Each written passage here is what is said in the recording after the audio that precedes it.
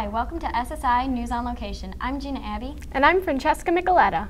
Monday night, Mr. Muffett put together a mock press conference to prepare the representatives for today's press conference. Here's what the witnesses had to say about the bill.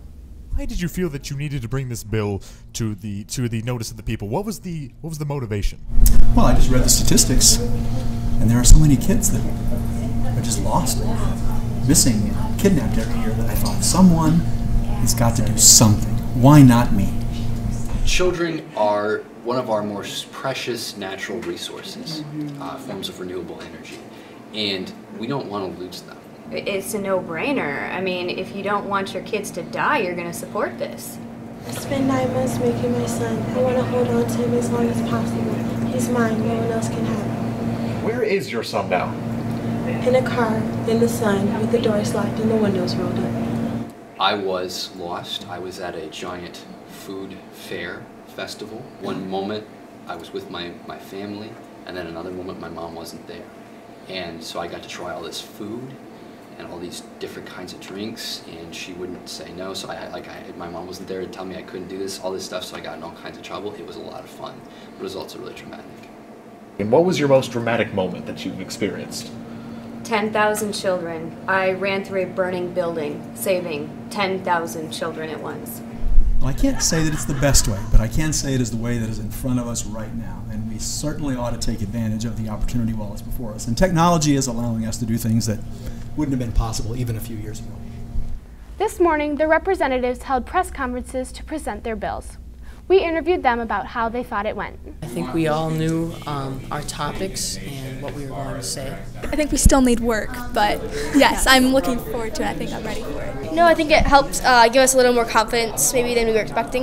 I feel like we're now all anticipating after we got past the press conference, we're ready to start working and get ready for Friday. Tuesday, the SSI games were held in the Donny Center. They were challenging, interesting, and fun. Hi, this is Danny Peterson, and welcome to the 2014 Week 2 SSI Games.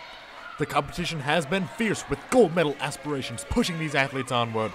The events were designed to challenge body, mind, and spirit, and all these athletes today seemed up to the task. Here we see the dramatic lava flow, where contestants brave the flowing lava river, shuffling their way to victory. Oh, and here we see the dreaded Saltine Challenge, where competitors transform their mouths into mini Saraha deserts in hopes of victory. Thank goodness peanut butter was not involved. Oh, and here are a few major highlights from the cookie face race. Oh, there's nothing sadder than to see that bitter look of failure on this poor gentleman's face. Oh, well, look at that. Oh, what an amazing score for this fine young man. Oh, and what's that? Wait. Was that hand-mouth interference? Let's go back to the replay. And it's good! The cookie is good! All right, now let's go fieldside to see how these players are faring. So first question is, did you guys expect this much hoopla at the SSI Games? I did, because last year we had to get a chocolate cookie off of our faces into our mouths, In the sun. Yeah. It's pretty ridiculous. All right, so what mental training did you guys go through to be able to complete these feats? The training was really rigorous. We've been training for this all of our lives. I personally was a Boy Scout, and I had a lot of hiking experience, which I believe was helpful. That's good. All right, so I watched an episode of Survivor once. What's your mindset for the rest of these games? How are you going to approach it? What's going to be the resolve? A lot of teamwork. Saltine crackers. There you heard it. Saltine crackers, the key to victory. Many students have been wondering what they should do during free time. I went around asking some of the other students what it is they like to do. So far, the free time that I've experienced has been more than enough, so I think it's appropriate at the amount it is. It's very allowing and very uplifting and fun. Use my free time to study. Me and my caucus members meet up on every free time. I found it really productive to study. It's helped me. It's helped with our group discussion, our caucus meetings, and different things like that. So, for the House of Representatives and the Senate, I think that there is enough free time for them, but I would say that there should be a little more free time for like the moot court students and the mock trial students. It should be used wisely, and at the end of the week, if you're not prepared, then you didn't use it wisely. It is a beautiful thing that everybody should embrace and appreciate, because one day it might go away and life would end as we all know it. It has been stated that the judicial tracks never come out after they enter the black hole. We sent Shelby Raymond to scope it out. Shelby? This is Shelby Raymond, on site here at SSI. I've been researching the true ongoings of the judicial track. Here are several groups' opinions. Nobody really knows what the judicial track is doing.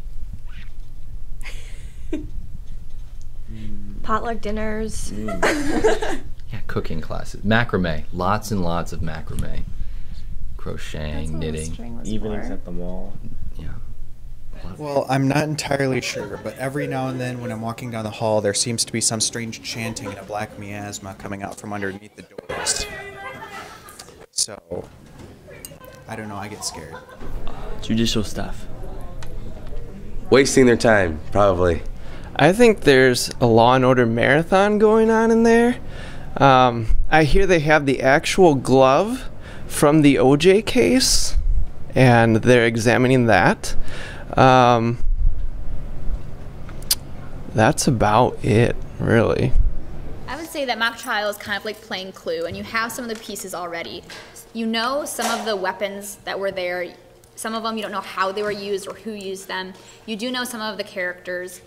And what you have to do is kind of piece together this situation, something that would be the most reasonable, and to kind of figure out how this situation actually played out and who's at fault and who is not. Well, the purpose of this program is to teach kids about trial, which is one of the great institutions of our American society and our English history preceding America, and to recognize that the purpose of trial is to secure individual, family, association, church rights.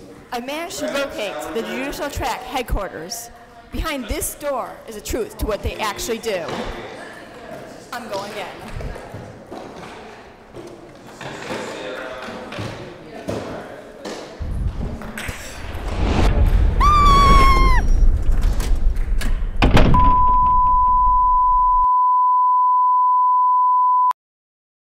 This year at SSI has been a little different for returning students because of the changes in staff.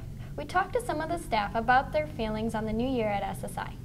How do you feel about not having the Vishers here for the first time this year? It's very different. Of course, we've done SSI together for 20 years, and we built it, we started it, we ran every aspect of it from the very, very beginning.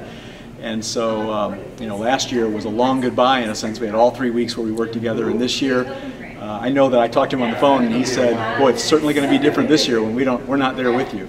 But luckily, we have a great team that's stepped right in and is running great. There are certain things that Jeff knew that nobody else knew, and so he would just automatically take care of them. And so we'll find those things every once in a while and say, "Oops, we forgot about that," because that's something Jeff always did. But for the most part, from the people who come, they never notice any change. It's just been a very, very smooth and wonderful transition. How has your first full-time year been here at SSI? It's been incredible, and I can tell you I never would have guessed or imagined any of the experiences I've had, but they've been fantastic. With all the staff changes, there's just been a lot of things changing. Not necessarily for better or worse, just a lot of changes, and those are just hurdles that we have to overcome. I don't like to look at too many challenges. I look at, we don't allow the word issues or problems at the office, so we consider everything to be an opportunity for greatness. I just so happened to run into the Thompson family. So, have you guys missed your time here at SSI? There's a lot of things that I have not missed, especially the stress and the complete lack of sleep, but I definitely miss the people a lot and doing things with the students and producing the newspaper with them. What about you? Definitely. Some elements we don't miss, but for the most part we miss all the people and the action and the fun, and so we stop by to visit every so often. So what have you guys been doing since you've been gone from SSI? This. Well, just this. This right here. Amelia has something to say. Yes, she's objecting very loudly to this situation. Do you like the microphone? Oh, what do you think of that? I think everybody's just going to knock it out of the park, no matter what track they're in. I'm pretty excited. It's awesome to watch them. As a special presentation, we have fresh internet sensation Donny Peterson to bring us his perspective on reality. Donny's Diner, feeding on food and facts. Oh, well, hello there. I'm Donny Peterson. You know what I can't stand? Pop songs. I mean, they're garbage. They are mass-produced, electronically driven, and make no sense whatsoever. As well, if you start looking into the lyrics of these things, they don't make one bit of sense. Take, for instance, the song Fancy by Iggy. Now, this song is already terrible in its own right, don't get me wrong. However, we get to the chorus and we hear this glorious line, "I'm in the fast lane, from LA to Tokyo." Now, I wasn't aware of a secret government project to build a highway from Los Angeles, California to Tokyo, Japan. If they have, I want to drive on it. Another song with sheer stupid lyrics has to be Happy by Pharrell Williams. Now, the chorus of the song goes, "Clap along if you feel like a room without a roof." First off, I often don't feel like a building that has lost half of its top. You know what that sounds like to me? Someone who is homeless. So what this song is telling me, if you're happy and you're homeless, clap your hands. Now, when we get into love songs, they get even worse. Bruno Mars's hit Grenade has a severe case of, "What are you saying?" We get to the chorus and we hear the line, "I'll catch a grenade for you," which makes sense. We hear, "I'll throw my hand on a blade for you," which also tends to make sense. However, then we get this zinger, "I'll jump in front of a train for you." Now, from what he is saying, with this situation, he is aiming to jump in front of a moving train that is about to hit his girlfriend. However, jumping in front of a train is not going to do one bit of good. Unless the man is bloody Superman, there is no way he's going to affect the train at all.